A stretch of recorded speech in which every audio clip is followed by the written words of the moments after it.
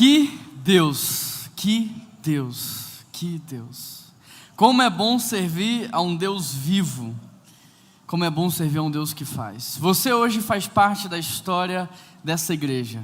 Você hoje faz parte da história do que Deus está fazendo em Belo Horizonte, no nosso estado das Minas Gerais e também na nossa nação. Eu estou muito feliz que você está aqui, podendo testemunhar tudo aquilo que o Senhor fez no passado, tudo aquilo que o Senhor está fazendo neste exato momento e tudo aquilo que Deus ainda fará. A nossa oração tem sido: Deus, não me deixe de fora daquilo que o Senhor está fazendo. Que nós possamos orar juntos nessa manhã. Deus, não nos deixe de fora desse grande movimento de redenção da humanidade. Esse é o projeto mais audacioso que existe e o único que tem a garantia da vitória. O projeto da redenção da humanidade, e eu e você fazemos parte desse projeto. Louvado seja o nosso Deus. Estou muito feliz de ver tantos amigos, tantas pessoas queridas, a nossa igreja. Gente, essa cena aqui, o Baruque vai concordar comigo, é a cena mais bonita, né, Baruque? Poder ver cada rostinho, poder ver cada coração entregue nas canções aqui, é muito bom. Poder juntos adorar, louvar o nosso Deus. Quero convidar você a abrir a sua Bíblia comigo em Efésios. Efésios capítulo 5, verso 26.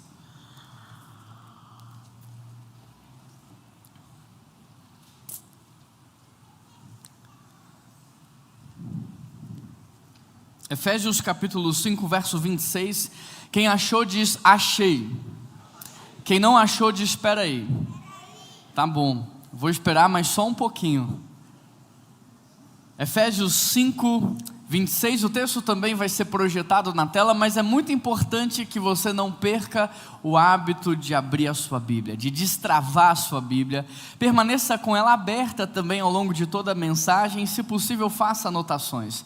Quando você anota, você retém 70% mais de todo o conteúdo ministrado.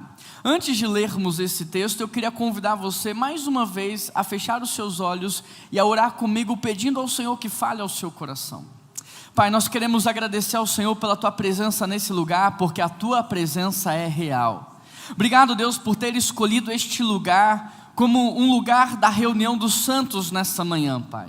Obrigado, Deus, porque o Senhor nos trouxe aqui, porque o Senhor tem uma palavra para a sua igreja, neste dia tão memorável, um dia histórico, e é um dia em que o Senhor nos fala de maneira espiritual, através da tua palavra, que é divinamente inspirada pelo Senhor, apta para o ensino e para a correção. Palavra essa que é viva e eficaz e que não volta vazia, mas cumpre o seu propósito. Palavra essa que é lâmpada para os nossos pés. Nós pedimos ao Senhor que a partir de agora, a partir da leitura desse texto, que o Senhor já comece a ministrar nos nossos corações, não aquilo que nós queremos ouvir, não aquilo que nós gostamos de ouvir, mas aquilo que a igreja brasileira precisa ouvir, aquilo que a igreja do Senhor, a sua noiva, o seu corpo, precisa receber de direção do Senhor, Pai. Que essa palavra possa ser regada pelo Teu Espírito Santo. E pedimos ao Senhor que quebrante os nossos corações, que abra os nossos olhos, que abra os nossos ouvidos, ó Deus, e que nós estejamos todos sensíveis à movimentação do Senhor e principalmente à direção que o Senhor tem para as nossas vidas. Em nome de Jesus que nós oramos e toda a igreja diz: glória a Deus. Efésios 5, 26, o texto diz assim: Cristo amou e entregou-se a si mesmo por ela. Que Deus! Para santificá-la, tendo-a purificado pelo lavar das águas mediante a palavra, e apresentá-la a si mesmo como igreja gloriosa, sem mancha, nem ruga ou coisa semelhante, mas santa e inculpável. Que Deus! Esse texto está falando de mim, de você. Esse texto está falando da reunião dos santos, do corpo de Cristo. E é muito interessante porque o apóstolo Paulo nesse texto, para ensinar a respeito da vida conjugal, para falar a respeito do dever matrimonial que o marido tem para com a sua esposa, ele deixa para nós uma palavra extraordinária em relação àquilo que o nosso Deus pensa sobre a igreja. Quantas e quantas vezes em retiros de casais, em conferências sobre a família, nós não tratamos o capítulo 5 de Efésios e não paramos para pensar, para analisar, para refletir a respeito daquilo que Deus pensa em relação à sua igreja. Veja o que ele diz: Cristo amou a igreja e entregou-se a si mesmo por ela. Hoje nós vivemos em um mundo que questiona a validade de uma igreja. Nós vivemos em um mundo que questiona a importância da igreja na sociedade, enquanto o seu papel de equilíbrio ético e moral.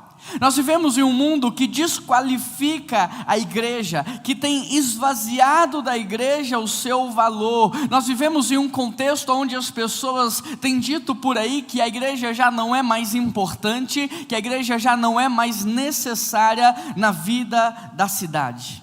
Mas aqui nós vemos o apóstolo Paulo nos mostrar de maneira tão extraordinária aquilo que Deus pensa em relação à igreja. E veja o que ele diz: Cristo amou a igreja e se entregou completamente por ela. Ele não se entregou aos poucos, ele não entregou um pouquinho do que ele tinha, ele entregou aquilo que ele tinha de melhor. Deus Pai entregou o seu único Filho e Jesus Cristo naquela cruz entregou o seu Espírito. Querido, você entende que Jesus naquela cruz, ele não se entregou por um time de futebol? Naquela cruz, Jesus Cristo não se entregou por um trabalho de uma ONG, de uma ação social. Ele não se entregou por movimentos políticos, nem A nem B. Jesus Cristo se entregou pela igreja. E nós juntos, por causa da comunhão dos santos, representamos a igreja de Jesus. Meu sonho é ser pastor de uma igreja batista que glorifica ao Senhor. Não tem a ver com esse prédio, por mais antigo que ele possa ser. Não tem a ver com o nosso nome, por mais bonito que ele possa ser. Tem a ver com a reunião dos santos, tem a ver com a comunhão dos santos. O que nos une aqui nessa manhã é o nome de Jesus. Você entende então por que a igreja é tão odiada pelo mundo?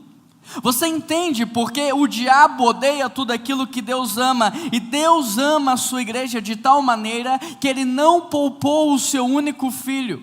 E Jesus Cristo também, de maneira voluntária, Ele não é morto naquela cruz, Ele se entrega naquela cruz, por amor, de forma que Deus nos ama. Talvez você veio aqui nessa manhã para que essa palavra pudesse ser reafirmada na sua vida. Deus te ama. E Ele te ama tanto que Ele não desistiu de você. Ele te ama tanto que você pode ter pensado o seguinte: olha, eu quis ir à primeira igreja batista de Belo Horizonte, eu vim aqui, mas eu creio num Deus que nos constrangeu e nos trouxe a sua presença nessa manhã. Deus te ama tanto que Ele se interessa pela sua história. Esse mesmo Deus que está regendo toda a criação como um grande maestro, mantendo a temperatura do planeta, mantendo as marés, fazendo com que a rotação seja perfeita. Esse mesmo Deus que está fazendo tudo isso, Ele se interessa pela sua vida e pela sua história. A palavra diz que Ele está cuidando dos seus, e aos seus Ele dá enquanto dormem. Ele diz que os seus Ele protege dia e noite. Cristo amou a igreja e se entregou por ela, e o texto diz que para santificá-la. O texto diz que Jesus Cristo amou, Ele se entregou, e o propósito é santificar. Uma das explicações ou dos significados da palavra santificar é tornar exclusivo, é separar para si. Em outras palavras, Deus nos amou de tal maneira que Ele nos separou para Ele. Que Deus! Deus nos amou de tal maneira que Ele nos tornou o seu povo exclusivo.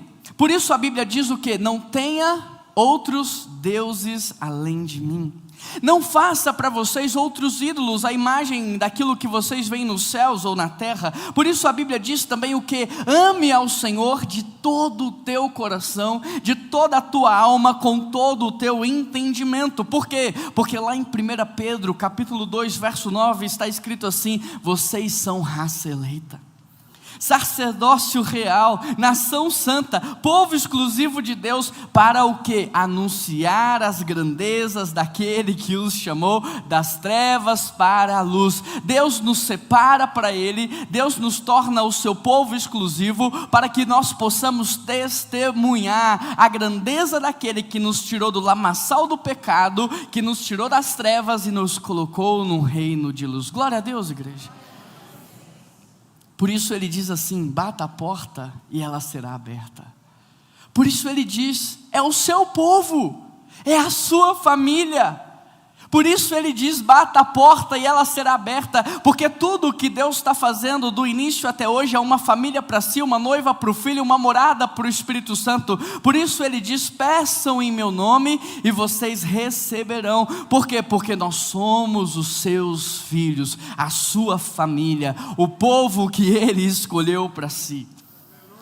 Agora veja o que a Bíblia diz sobre viver em santidade. Hebreus 12:14. Esforcem-se para viver em paz com todos e para serem santos, porque sem santidade ninguém verá o Senhor. Olha, a santidade não é para que eu veja Deus. A santidade não é para que você veja Deus. Porque eu e você já vimos a Deus onde? No lamaçal do pecado. Eu e você vimos a Deus quando não vivíamos em santidade, mas estávamos imersos nas trevas, no reino das trevas, no lamaçal do pecado. Então o que o texto está dizendo é que nós precisamos nos esforçar para ter paz uns com os outros, e para que possamos ter como estilo de vida a comunidade e a comunhão, para que as pessoas vejam Deus em nós. Sem santidade ninguém verá o Senhor. Sem a comunhão perfeita dos santos, Deus não vai ser visto. Sem a comunhão perfeita dos santos, Deus não vai ser reconhecido no nosso meio. Semana passada nós falamos sobre unidade, e nós exemplificamos em relação à unidade do corpo. Se não houvesse unidade em relação a todos os meus órgãos, a minha comunicação aqui não seria inteligível, a minha comunicação aqui não seria compreendida, de modo que eu pudesse até criar uma linha de raciocínio na minha mente, mas eu seria incapaz de transmitir. E sem a unidade da igreja, é justamente isso que está acontecendo. A gente pensa que está pregando o Evangelho, mas o mundo não está entendendo, porque não há a unidade do corpo. Santidade é viver o estilo de vida da comunidade. Santidade é viver o estilo de vida da comunhão. 1 Tessalonicenses, porque Deus não nos chamou para uma vida de impureza, mas para a santidade. Deus não te escolheu, Deus não te trouxe para perto, Deus não moveu tudo para que você estivesse no corpo e vivesse de qualquer maneira. Ele te escolheu, Ele te colocou no corpo para que você vivesse de modo dedicado a Ele, para que a sua vida glorificasse a Ele. Como é que nós glorificamos a Deus? Jesus diz em João 17, Pai, eu tenho te glorificado. Como? Concluindo o que tu me destes a fazer. E o que Deus nos deu para fazer? Deus nos inseriu numa família. Em 2 Coríntios 5, 17 e 18 ele diz: tudo isso provém de Deus, que reconciliou o mundo consigo através de Cristo e nos deu o ministério da reconciliação. Cristo amou a igreja e entregou-se a si mesmo por ela para santificar. Como? Tendo-a purificado pelo lavar das águas, mediante a palavra. O que nós precisamos entender é que Jesus entregou, mas Ele também providenciou a limpeza e a purificação da sua igreja. Por quê? Porque Ele, como um Deus santo, não poderia viver em comunhão com o pecado. Então Ele tem que criar uma estratégia para expurgar o pecado da igreja, porque a igreja é a sua noiva. Deus não só nos amou, não só se entregou, a Trindade não só nos separou, mas eles providenciaram para nós, a igreja, o seu povo, a purificação que nós precisamos para desfrutar de uma plenitude completa e perfeita com Ele. Que Deus, Ele pensou em tudo, Ele providenciou tudo, de modo que eu e você estamos aqui por causa da sua maravilhosa graça e as suas misericórdias que se renovam a cada manhã. Que Deus! Glória a Deus, igreja. Você hoje é, ou você pode se tornar, ao final desse culto, uma nova criatura, por causa daquilo que Jesus Cristo fez por nós. Sabe, outro dia eu vi um testemunho de um ex-satanista, e ele falando que através das magias e através das obras de feitiçaria, com o seu nome, o nome do seu pai e da sua mãe, ele conseguia descobrir todo o seu passado, não o seu futuro, mas o seu passado. E com base numa análise do seu passado, então aquele grupo montaria uma estratégia, porque ele entende que ciclos se repetem. Então eles montariam uma estratégia para destruir a sua vida no presente e no futuro. Mas ele diz assim, olha, quando nós encontrávamos ou recebíamos o nome de alguém que tinha aceitado Jesus Cristo no coração como o único Senhor e Salvador da vida deles, nós não conseguíamos mais rastrear a genealogia humana dessa pessoa, porque era como se ela tivesse recebido uma paternidade espiritual do próprio Deus, e que por causa disso o passado dessa pessoa não podia mais ser encontrado. Sabe o que a Bíblia diz em relação a tudo isso? Em verdade vos digo, que ninguém pode ver o reino de Deus se não nascer de novo. 2 Coríntios 5,17, portanto, se alguém está em Cristo, nova criatura é. Eis que as coisas velhas se passaram e tudo se fez novo. 1 Pedro 1,23, vocês foram regenerados de uma semente agora incorruptível. João 1, verso 12, mas todos quantos receberam, aos que creem em seu nome, deu-lhes o direito de se tornarem filhos de Deus, o qual não nasceu por descendência natural, nem pela vontade da carne, mas nasceram de Deus. Miqueias 7,18, que outro Deus há semelhante a ti, que perdoa o pecado do seu povo, e esquece o pecado daqueles que pertencem a ti? Não permanecerás irado com o teu povo, porque tem prazer em mostrar o seu amor. Voltarás a ter compaixão de nós, pisará as nossas maldades debaixo dos seus pés, e lançará os nossos pecados nas profundezas do mar. Quando você aceita Jesus Cristo como Senhor e Salvador da sua vida, agora você tem o direito de se tornar filho de Deus. Não um filho natural, mas um filho por adoção. Uma vez eu ouvi um amigo falar sobre o seu processo de filiação. Ele tem filhos biológicos, filhos por adoção, e uma das suas filhas por adoção chegou para ele, uma das suas filhas biológicas chegou para ele e falou assim: pai, eu queria ser filha igual minha irmã é. O que você está dizendo, minha filha? Eu quero ser filha igual minha irmã é. Qual irmã? Aquela que o Senhor adotou. Por que você não quer ser filha natural, quer ser filha por adoção? Aí ela fala assim: porque o Senhor teve que amar, mas a minha irmã o Senhor escolheu amar. Deus escolheu te amar, Ele escolheu te adotar, Ele escolheu te inserir na família dEle. Então quando Satanás vier, igreja, para te acusar do teu passado, quando Satanás vier para trazer a condenação do teu passado, você vai falar para ele assim: olha, falar, Satanás, do meu passado para mim é como bater na casa que eu morava. Eu não moro mais lá, agora eu tenho uma nova residência. Eu habito na esconderijo do Altíssimo e na sombra do Onipotente. Eu habito na presença do meu Deus Pai. Eu estou vivendo uma nova vida, eu estou passando por um novo tempo. Você sabe, mas não custa te lembrar, Deus só criou 2 instituições em toda a história da humanidade. Não 3, não 4, 2 instituições. Quais são? A família biológica e a família espiritual. E o que é a igreja? A igreja é a interseção entre a família biológica e a família espiritual, de modo que na igreja nós aprendemos o já e o ainda não. É na igreja que nós aprendemos a amar muito mais do que apenas quem é do meu sangue. É na igreja que eu aprendo a perdoar de verdade, a conviver com as diferenças. Então a igreja me ensina a viver na família espiritual, porque é assim que nós vamos viver por toda a eternidade. Por isso que a Bíblia diz que todas as coisas cooperam para o bem daqueles que amam a Deus, e o bem daqueles que amam a Deus é se tornarem a imagem de Jesus, porque Jesus, como nosso irmão mais velho, é o padrão da irmandade. Nós precisamos aprender com Jesus a viver em família, porque é assim que nós viveremos por toda a eternidade no céu. Então aqui é o lugar onde você aprende a cultura do céu. É o ferro afiando o ferro, é o repartir do pão, é no caminhar junto, é no levantar que a gente vai aprendendo sobre a cultura da família de Deus. Agora, a palavra lavagem aí no verso 26, ela é o mesmo termo grego para bacia de bronze no tabernáculo no Velho Testamento. De forma que o sacerdote, após fazer o seu sacrifício ali, o sacrifício dos animais, naquele altar de bronze, ele, após isso, caminhava em direção ao Santo dos Santos. Mas antes de entrar no Santos dos Santos, ele percorria um caminho. E nesse caminho, ele acabava sujando os seus pés, sujando as suas mãos. Agora, presta atenção nesse detalhe, porque é muito interessante. Ele fez o seu sacrifício, ele vai em direção ao Santo dos Santos, mas ele se contaminou no caminho.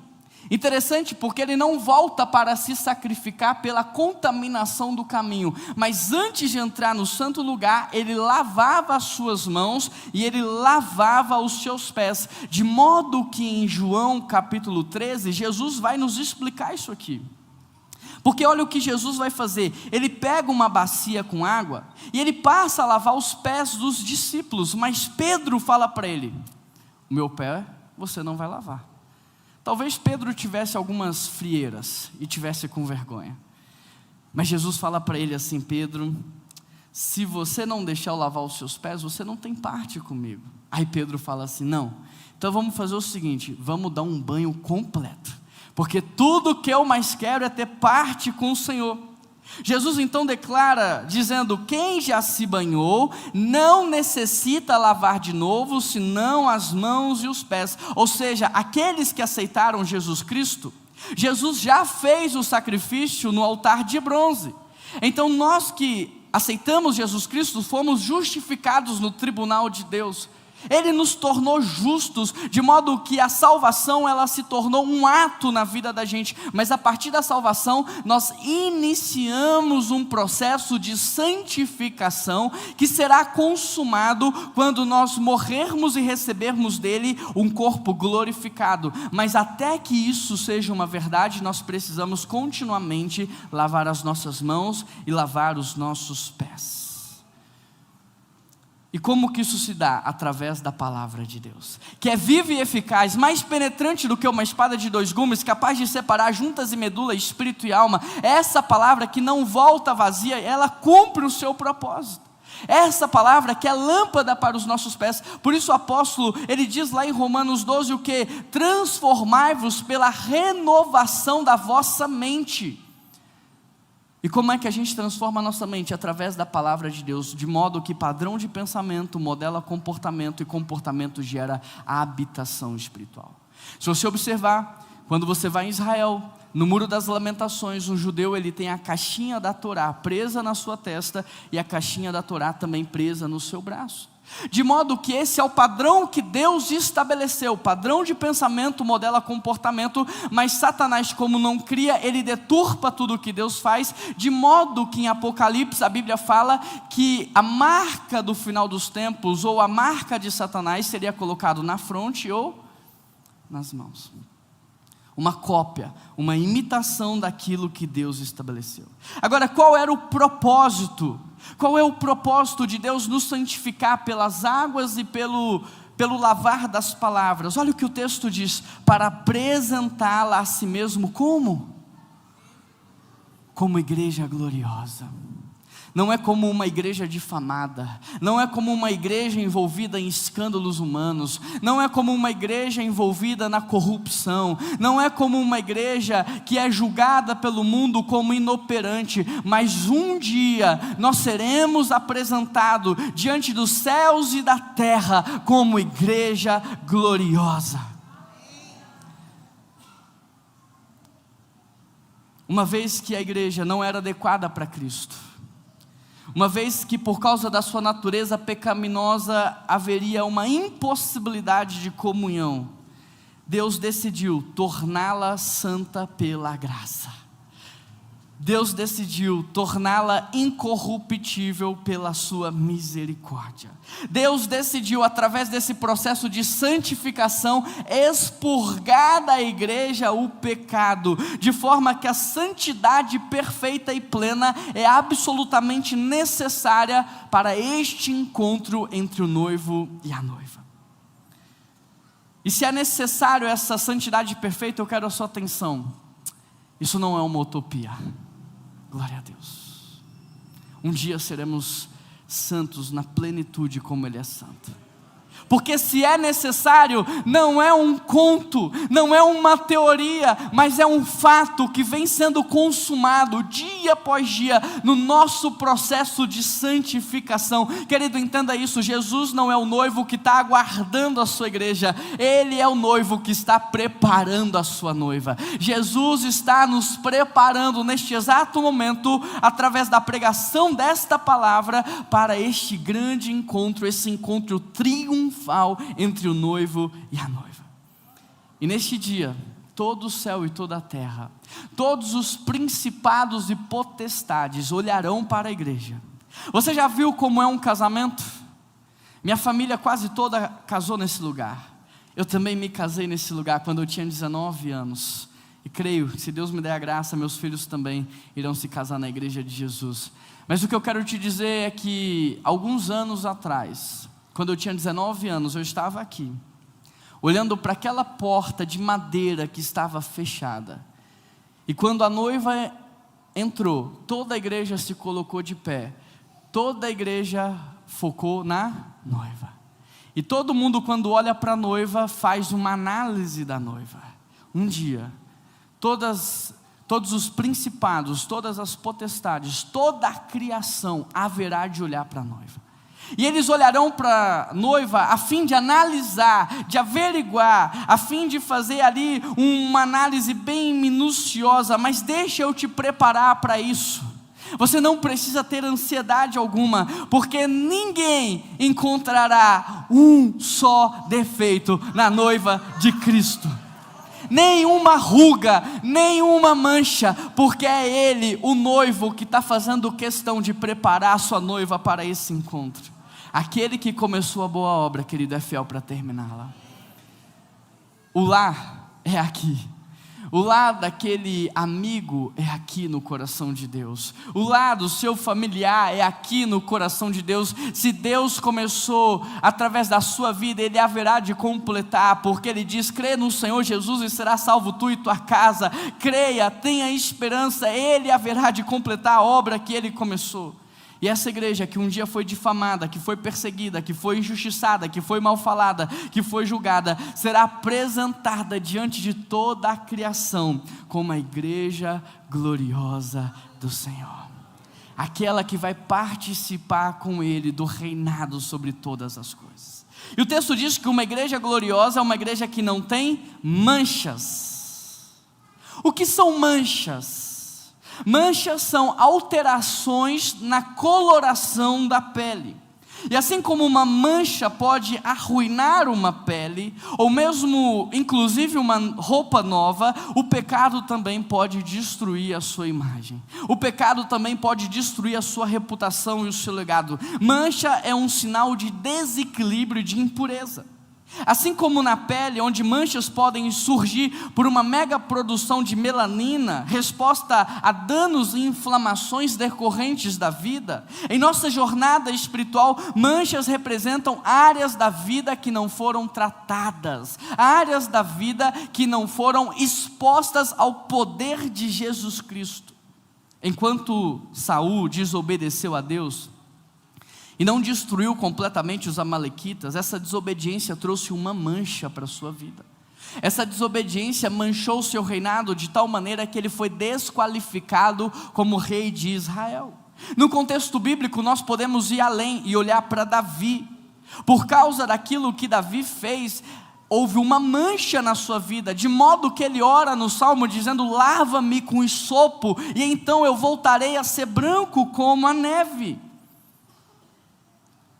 Quando eu olho para Davi, eu vejo essa mancha na sua vida, eu percebo que a cura da mancha tem a ver com um coração quebrantado, exposto diante de Deus. Este mesmo homem que carregou uma mancha, e que essa mancha afetou a vida da sua família, a Bíblia diz que ele fica conhecido como homem segundo o seu coração, porque talvez a diferença entre Saul e Davi foi justamente a postura diante da mancha. De modo que os inimigos de Davi falaram: ele é um adúltero, ele é um assassino. Os amigos de Davi disseram: ele é um grande rei. Mas Deus diz: ele é um homem segundo o meu coração. Nós teremos manchas, se já não temos. Mas a grande questão é a postura do nosso coração diante dessas manchas. Essas manchas podem fazer com que Satanás diga coisas a teu respeito.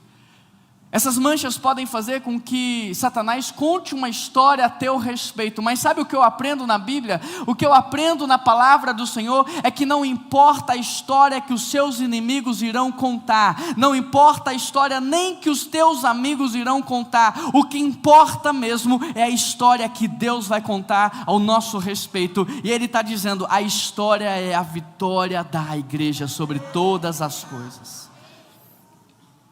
É uma igreja que não tem mancha, mas é uma igreja que não tem ruga. Rugas são linhas que se formam na pele com o passar do tempo. As rugas na pele ocorrem principalmente por causa da perda da elasticidade e o afinamento da pele com o passar da idade. As rugas é um tecido, ela pode também demonstrar um desgaste na roupa, uma falta mesmo de cuidado com aquela peça. Ruga é marca do tempo, ruga é marca de envelhecimento. Em outras palavras, envelhecida é a igreja que permanece no passado. Envelhecida é a igreja que não entende que Deus, Ele se movimenta na história. Envelhecida é a igreja que usa o passado no presente para tentar viver algo novo no futuro. Querido, Jesus está trabalhando a igreja para que ela não tenha nem manchas e nem expressões do tempo. Se você reparar, a Bíblia fala do Deus de Abraão, Deus de Isaac, o nosso Deus é um Deus geracional. Se você parar para observar, a Bíblia fala sobre Jesus, filho de Davi. O nosso Deus é um Deus geracional, de forma que se aquilo que nós estamos construindo hoje acabar em nós, então este não foi um movimento legítimo de Deus, porque o nosso Deus é geracional. Se aquilo que você está fazendo, se aquilo que você está empreendendo, se aquilo que você está dedicando a sua vida vai acabar em você, essa não é uma vontade de Deus, não é um projeto de Deus, porque o nosso Deus é geracional. O que Ele fez ontem, Ele continua fazendo hoje e fará eternamente. De modo que ao acordar, a minha oração tem que ser: Deus, o que o Senhor estava fazendo antes, enquanto eu dormia? Como é que eu entro naquilo que o Senhor está fazendo? Porque a gente acha que a oração coloca Deus em movimento. Não, Deus nunca parou de se movimentar. A oração me coloca em movimento. A oração faz com que eu entre no tempo certo naquilo que Deus estava fazendo enquanto eu dormia. Então o nosso Deus é geracional. A mesma coisa que Ele estava fazendo antes, Ele está fazendo agora e fará para todos sempre. De modo que o segredo então da relevância, o segredo do impacto da relevância está justamente na continuidade disso no futuro. A relevância do arbusto no Antigo Testamento não se deu por causa do fogo. A relevância do arbusto se deu porque o fogo não se apagou, porque o fogo continuou. Em outras palavras, a sua relevância não é medida pelo quanto você faz hoje, mas sim pelo quanto que você faz hoje impacta e constrói um futuro melhor. João Batista, por exemplo, só foi relevante porque Jesus deu continuidade na história dele. João Batista só foi relevante porque Jesus continuou o seu ministério. Ou seja, se eu e você estamos aqui, a grande pergunta é: nós estamos aqui para quê? Nós estamos participando do quê? Nós nos movimentamos com qual objetivo? Sabe qual foi o maior desafio da vida de Noé? Não foi imaginar a arca quando ele nunca tinha visto uma. O maior desafio da vida de Noé não foi construir a arca. Sabe qual foi o maior desafio da vida de Noé? Descer da arca. Quando Deus disse desça da arca, eu fico imaginando, ele pensou 100 anos para construir essa arca. 1 ano da minha vida dentro dessa arca, 101 anos dedicado a esse projeto, e agora Deus fala para eu descer? Noé pensou que a arca era o projeto da vida dele. Noé pensou que a arca era o seu projeto de vida, mas na verdade Noé era um projeto de Deus para a redenção da humanidade. Noé pensou que ele estava construindo a arca, mas Deus estava reconstruindo a humanidade através da vida dele. Será que eu e você já paramos para entender o que Deus está fazendo em nós? Porque eu não estou construindo uma igreja. Meu projeto de vida não é revitalizar uma igreja. O meu projeto de vida é participar da redenção da humanidade. através da igreja. Mas quando Deus diz para Noé assim, olha, desça da arca, o que Deus está dizendo para ele é, aquilo que eu fiz no passado e aquilo que eu estou fazendo no presente, não tem mais relevância no futuro. Eu preciso que você entre uma nova estação da sua vida. Eu preciso que você se submeta a um novo projeto. Será que você entendeu o que Deus está fazendo através da sua vida? Porque você pode pensar assim, não, Deus está fazendo o meu nome. Deus está construindo a minha reputação. Deus está construindo o meu legado, querido. Deus está fazendo o projeto da redenção da humanidade. Enquanto você participa disso, pode ser que o seu nome tenha mais relevância. Pode ser que o seu nome fique mais conhecido. Pode ser que você tenha uma boa reputação e deixe um grande legado. Mas não é isso que Deus está fazendo. O que Deus está fazendo é redimindo todas as coisas. De forma que hoje a nossa maior dificuldade não é ver o que Deus vai fazer amanhã. Não é fazer parte do que Deus está fazendo hoje. Mas é deixar para trás aquilo que Ele não vai usar mais. Porque a gente se apega. Porque a gente se apega. E quando a gente se apega, pode ser que a gente deixe de desfrutar daquilo que Deus vai fazer amanhã. O povo sempre teve dificuldade, por pior que pudesse ser, de deixar para trás o que Deus não ia usar mais. De forma que Moisés, com muita luta, tirou o povo do Egito. Só que com mais luta ainda, ele teve que tirar o Egito do meio do povo, porque o povo sempre queria voltar ao período da escravidão. Será que hoje nós como igreja não precisamos deixar para trás aquilo que Deus não vai usar mais? 112 anos é tempo de reflexão. Talvez é uma reflexão na sua vida. Será que você não precisa descer da arca em algum aspecto? Deixar para trás aquilo que não serve mais? Quando Deus disse para Noé, desça da arca, Deus está dizendo, Noé, eu acredito em você. Deus não está dizendo, eu desisti de você. Deus não está dizendo, você está com uma idade avançada e não pode mais me servir. Deus não está dizendo isso. Deus está dizendo, eu quero continuar usando a sua vida. Você que salvou uma espécie de cada animal, você que poupou a sua casa, você que durante 101 anos dedicou a sua vida para preservar as espécies de animais, agora eu quero usar para a reconstrução da humanidade. Noé é um nível a mais. Noé é um nível a mais, é um degrau a mais. Eu não estou dizendo que você não é mais útil, é um nível a mais. Você está pronto para o próximo nível? Você está pronto para um degrau a mais? Você está pronto para viver a próxima estação da sua vida? Nós estamos prontos como igreja para os próximos 100 anos. Porque tudo que o Senhor fez até aqui é extraordinário e maravilhoso, mas não serve para aquilo que Deus fará. A vida que eu tinha com Deus no ano passado não me sustenta mais neste novo ano. Eu preciso de mais profundidade e intimidade. O conhecimento que eu tinha da palavra na estação anterior não me sustenta nessa nova estação. O meu nível de entrega e consagração não é mais apropriado para essa nova estação, porque Noé estava salvando os animais, mas agora ele vai reconstruir a humanidade. Tudo que Deus fala é sempre desafiador, porque tudo que Deus fala está à frente do nosso tempo. Para Adão ele disse assim, crescei e multiplicai. Adão já nasceu grande, nunca viu ninguém crescer e nunca multiplicou, estava à frente do tempo. Para Abraão ele falou, você vai ser pai de uma nação, pai de uma família, mas Sara é estéril, estava à frente do tempo. Para Noé ele falou, você vai construir uma arca, porque haverá um dilúvio, nunca tinha visto isso, estava à frente do tempo. Para Maria ele disse, você dará a luz ao Filho de Deus, mas eu sou virgem, sou nova, estava à frente do tempo. Tudo que Deus fala sempre está à frente do tempo. Portanto, nesse contexto, onde nós não temos experiência porque está à frente do tempo, sabe o que nós precisamos como igreja? De obediência. A grande marca de todos os homens e mulheres da Bíblia é a obediência.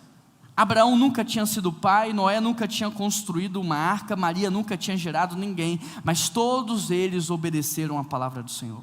Portanto, nesse contexto, mais vale a obediência do que a experiência. Eu nunca tinha pastoreado de forma, como pastor titular, uma igreja até chegar neste lugar. E o que está fazendo a gente viver, o que a gente tem vivido não é minha experiência como pastor, mas é obediência ao que Deus mandou. No nosso contexto cristão evangélico, mais vale a obediência do que a experiência. Através da experiência, o Titanic foi construído.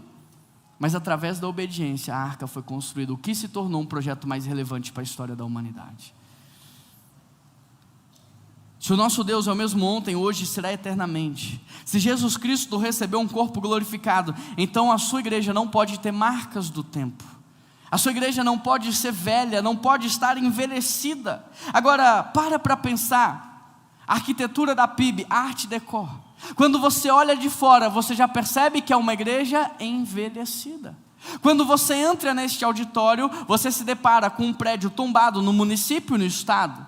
Você está sentado num banco tombado, pisando num taco tombado, você tem logo a sensação de que é uma igreja envelhecida. Agora, deixa eu te dizer algo, o prédio pode ser velho, a estrutura pode ser velha, mas quando o culto começa, querido, não tem idade nesse lugar.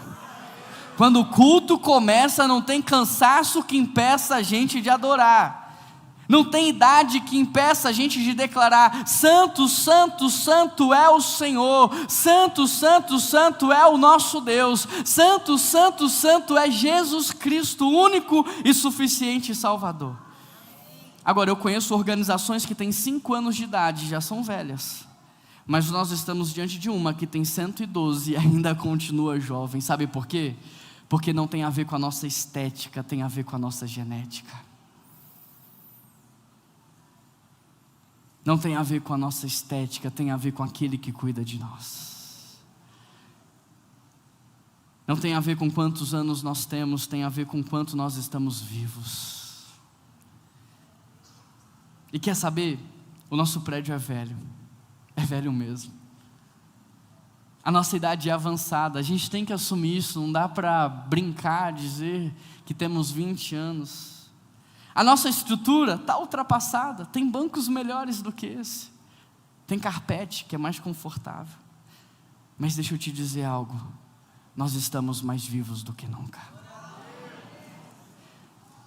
A primeira igreja batista de Belo Horizonte está mais viva do que nunca, está correndo como talvez jamais correu em toda a sua vida, está pulando mais do que já pulou, cantando mais do que já cantou, adorando como se não houvesse mais o amanhã e avançando como jamais avançamos em toda a nossa história, por causa daquilo que Cristo está fazendo, e a sua revelação é progressiva. Não é porque somos melhores do que aqueles que vieram antes, é porque aquilo que o Senhor está fazendo está avançando na história, de modo que cada personagem que vem para contribuir com aquilo que o Senhor fez, mas para levar a igreja mais perto daquele grande encontro.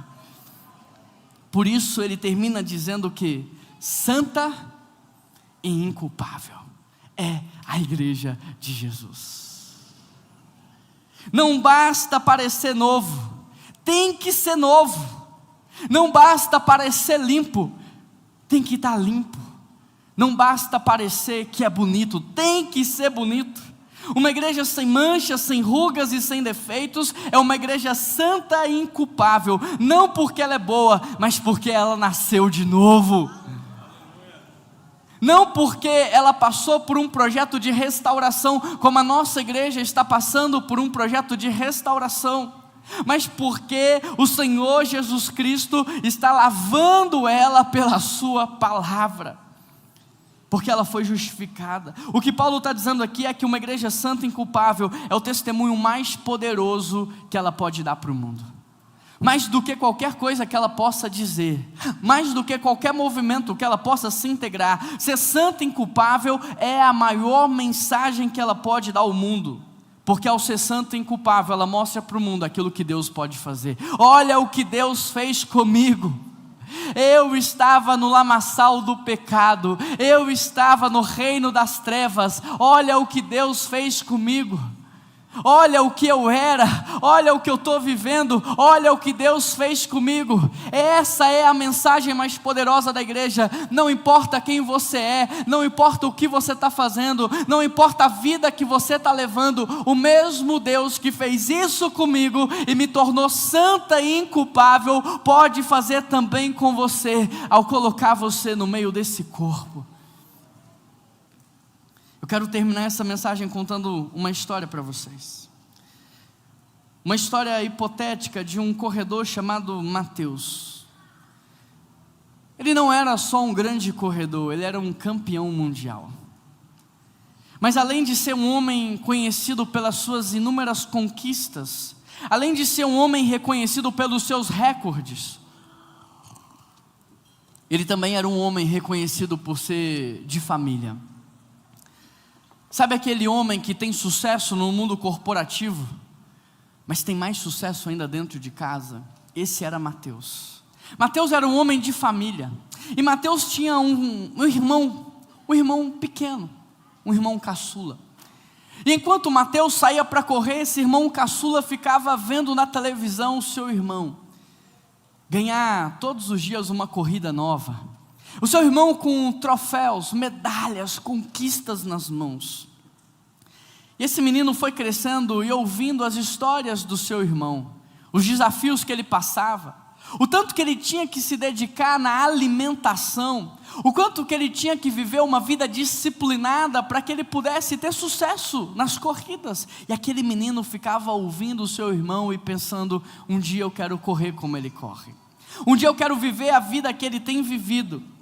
Só que, infelizmente, a vida do Mateus foi interrompida antes do tempo. Mateus sofre um acidente de carro, perde a vida ainda na juventude. Tinha tanto para fazer, tanto para viver, mas Mateus faleceu. Aquele menino que antes ficava ouvindo as histórias do seu irmão, sem que ninguém falasse, começou a correr ao redor da sua casa. Sem que ninguém mandasse, ele mudou a sua alimentação. Sem que ninguém orientasse, ele cada dia corria 1 quilômetro a mais. Esse menino começou a competir e ele começou a se destacar. As pessoas olhavam para Mateus, para o irmão de Mateus e falavam: eu acho que ele tem futuro e vai seguir os passos do seu irmão. E esse menino começou a crescer e, por incrível que pareça, também se tornou um grande campeão. Começou a bater recordes, começou a ganhar campeonatos. E numa das corridas mais importantes da sua vida, mais importante, estava todo mundo ali, esperando o apito da largada. Aquela fita tampando todos os corredores. E quando aquela fita é cortada, todos começam a correr aquela corrida. E aquele menino está ali no meio de todos. Os comentaristas na televisão e na rádio começam a descrever o que está acontecendo. Mateus larga o irmão de Mateus larga com facilidade. Ele mantém um ritmo extraordinário. Olha esse menino ultrapassando todos os outros corredores. Olha esse menino avançando. Ele vai terminar a corrida com vitória. Olha, todos precisam enxergar o que está acontecendo agora, porque ele vai vencer. A corrida está acabando, ele vai vencer. Quando de repente esse menino para de correr. E ele fica literalmente parado.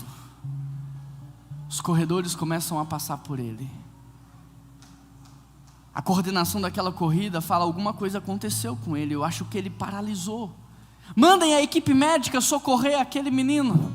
A equipe médica entra, eles vão conversar e ele não responde, ele só fica parado. De repente, ele que estava completamente estático no meio daquela corrida, ele começa a caminhar para a sua lateral e ele sai daquele complexo onde todos os corredores estavam. Chamam esse menino para dar uma entrevista e perguntam para ele: você ia ganhar, por que você parou? Você ia vencer essa corrida, o que foi que te fez parar? Ele disse assim: enquanto eu estava correndo eu só conseguia me lembrar do meu irmão. E me parece, era como se o meu irmão naquela hora falasse comigo. E era tão forte que eu me lembrei do dia que ele disse. Naquele momento eu voltei no tempo. Numa tarde, num pôr do sol, na varanda da nossa casa. E ele me disse assim: não é sobre quão rápido você corre, mas por quem você corre. E eu entendi que ao longo dos últimos anos eu estava correndo por mim. Eu estava correndo pelo meu nome. Eu estava correndo para provar para todo mundo que eu podia ser tão bom quanto meu irmão era. E eu me lembrei também que ele me disse assim: o verdadeiro campeão não é quem chega primeiro, mas chega sozinho. É quem chega bem acompanhado. Então naquele momento eu tomei a decisão: eu não posso correr mais. Eu preciso parar de correr. Eu me lembro do dia que eu também estava correndo por mim, correndo pelo meu nome, correndo para provar para minha família que eu venci na vida. Eu me lembro desse dia. E eu me lembro do dia que Deus me chamou e Ele falou: Juan, para de correr. E eu vim aqui nessa manhã para dizer para você: para de correr. Mas pastor Juan, logo você que corre tanto, não é incoerente você pedir para eu parar de correr? É para você parar de correr por você, para que a gente comece a correr pelos nossos irmãos. Porque na verdadeira corrida da vida ganha não quem corre mais rápido, mas quem corre junto. Na verdadeira corrida da vida, vencedor não é quem chega lá primeiro, mas chega sozinho, mas é quem chega junto dos seus irmãos. Nesses últimos 112 anos entraram muitos corredores nessa igreja, e aqui muitos corredores se assentaram.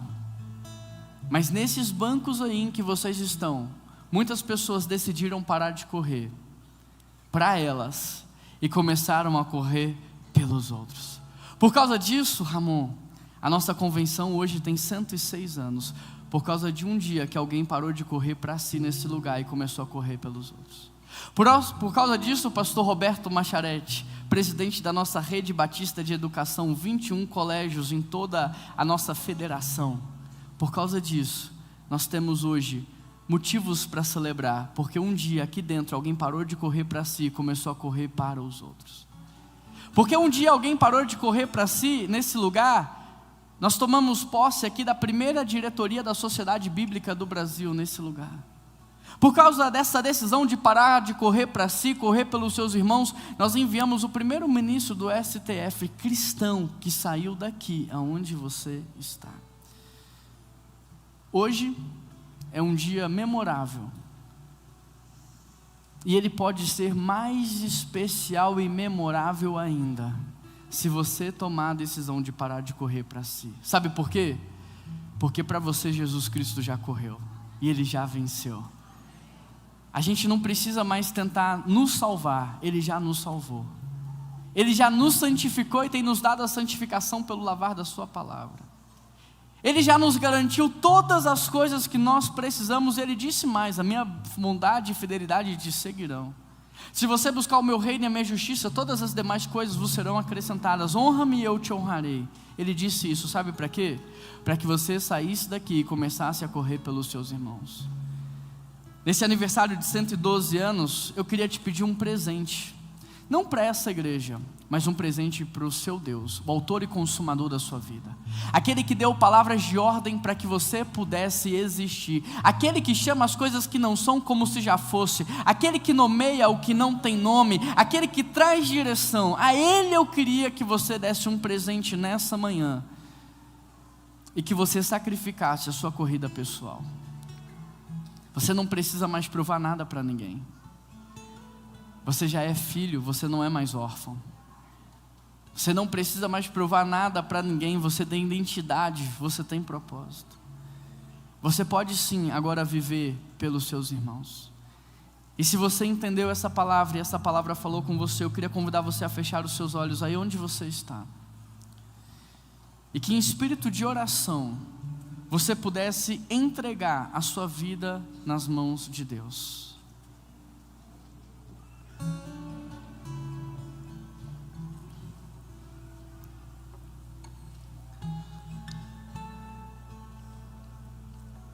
Eu creio que Deus falou ao seu coração, porque a palavra dele é viva e eficaz. Mas agora chegou o momento de você responder aquilo que ele te disse. E a melhor forma de você fazer isso é se entregando. Você está cansado porque você está correndo sozinho. Você está esgotado porque você está correndo do jeito errado. Você está frustrado porque a direção que você está correndo não é uma direção certa.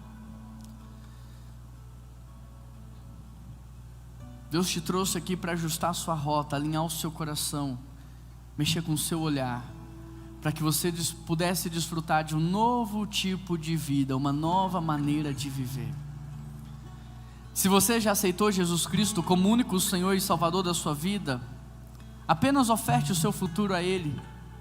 Mas se você ainda não entregou Jesus Cristo como único Senhor e Salvador da sua vida, peça a Jesus Cristo para entrar no seu coração, porque Ele pode fazer nova todas as coisas. Ele pode fazer nova todas as coisas.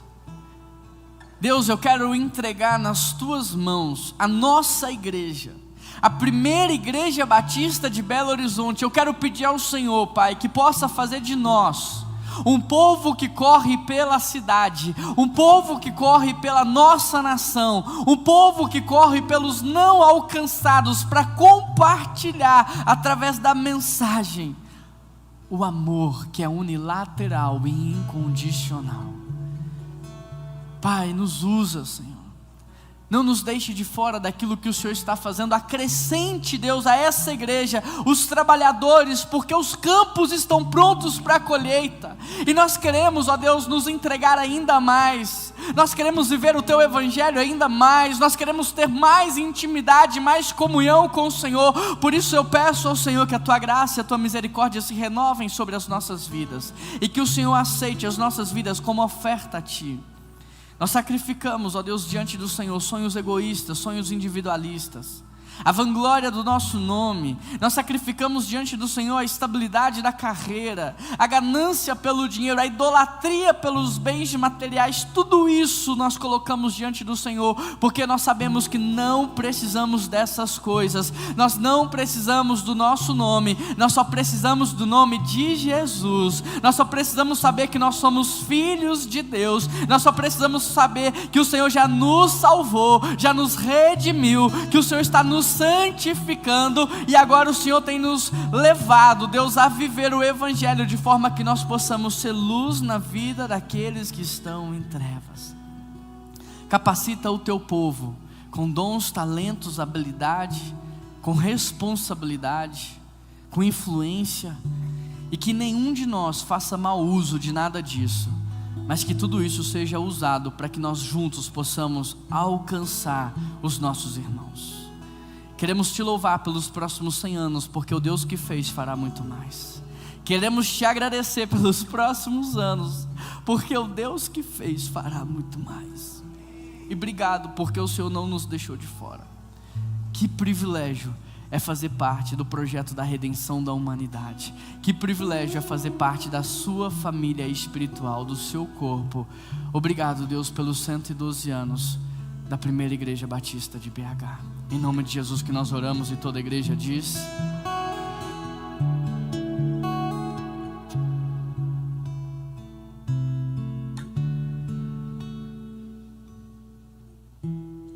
Ele continua sendo bom, Ele continua sendo Deus, Ele continua.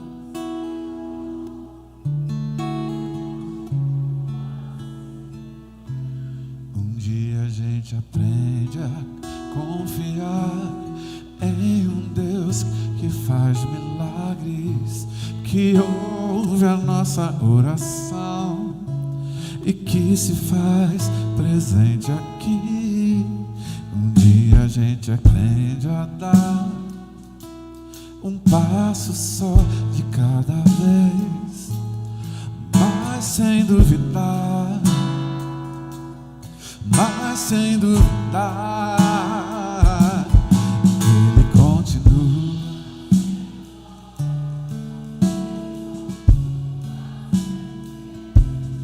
Ele continua.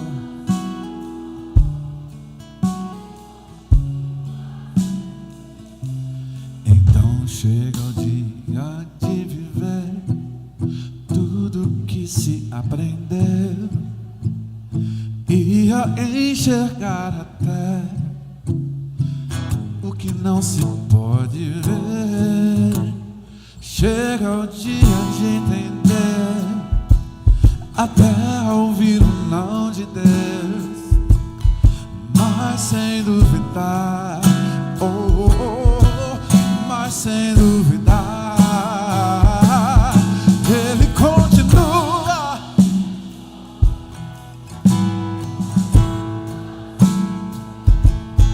Ele continua sendo bom.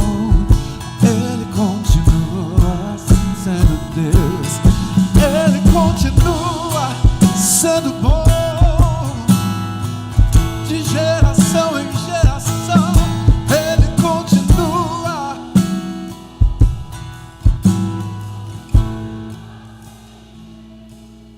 Ele continua para terminar.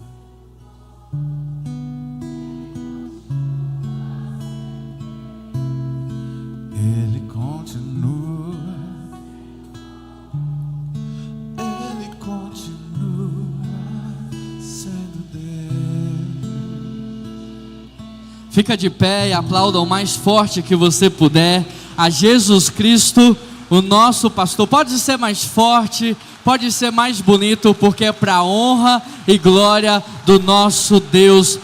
Muito obrigado, Senhor, por tudo que o Senhor fez, está fazendo e por tudo que o Senhor ainda fará. Eu e a Keila, minha esposa, estamos aqui para agradecer a Deus pela sua vida, porque você faz parte de tudo isso. Nós não somos uma loja para você consumir e nem um shopping para você frequentar. Nós somos uma família para você pertencer. Nós queremos ser família para você. Nós queremos servir a Deus pela sua vida. E para isso nós temos um convite muito especial para te fazer nesse momento. Para você que está aqui na nossa família pela primeira vez, e você que não faz parte de nenhuma outra igreja, nós queremos te convidar para um momento de oração. E nós temos um presente para te entregar. Então nós temos aqui as meninas do Connect. Eu queria que vocês viessem rapidinho. Se é a primeira vez que você está na PIB e se você não é membro ativo de nenhuma outra igreja, nós queremos te chamar para esse momento ali na sala VIP para você receber uma oração. Então pega a sua Bíblia, sua bolsa, suas coisas, vem aqui rapidinho que elas vão conduzir vocês ali para a sala VIP. Pode vir, gente, sem vergonha, pode vir. É um tempo para vocês especial, isso mesmo. Muito obrigada por vocês terem vindo. Nós temos um presente lá para vocês, que vocês recebam isso com muito carinho. Pode vir, por favor. Tem alguém na galeria que está descendo?